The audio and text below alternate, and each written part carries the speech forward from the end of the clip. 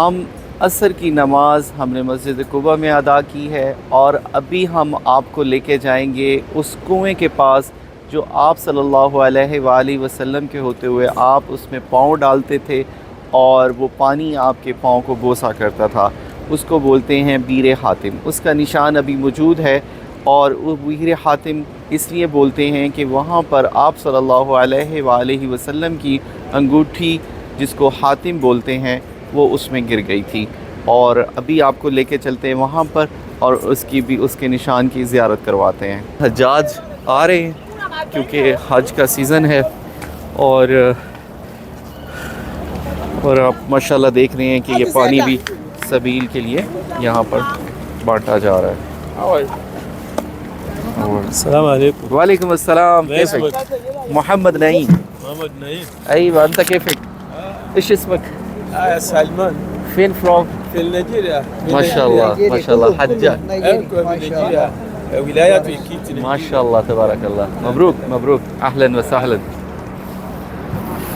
آپ نے دیکھا کہ مختلف رنگ رکھنے والے، مختلف اشکال رکھنے والے مسلمان ہمارے بھائی، اور ان کے دلوں میں ایمان اور حج کی نیت سے یہ مدینۃ المنورہ آئے ہیں، اور یہاں پہ کچھ دن ٹھہرنے کے بعد یہ لوگ مکہ کی طرف روانہ ہوں گے۔ مکہ میں بغیر تصریح کے اس دفعہ بہت زیادہ مشکل ہے، اور جو بھی بغیر تصریح کے کوئی جا رہا ہے اس کو وہ پکڑ رہے ہیں، تو بہت زیادہ سختی ہے۔ تو ان کا کہنا ہے کہ بغیر تصریح کے کوئی بھی مکہ میں داخل نہ ہو۔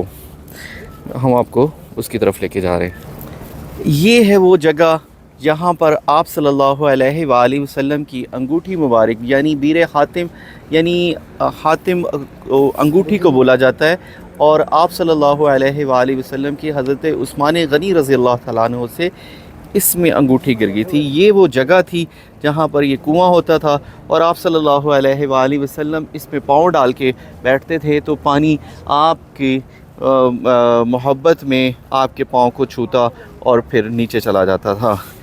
تو ماشاءاللہ تبارک اللہ، جب بھی یہ مسجد قباء کے قبلے والی سائڈ سے رائٹ سائڈ پر یہ کنویں کا نشان ہے، آپ اگر اس کی زیارت کرنا چاہیں، وہ فیل کرنا چاہیں وہ مقام کہ یہ کون سی جگہ تھی، تو آپ یہاں پر آ سکتے ہیں۔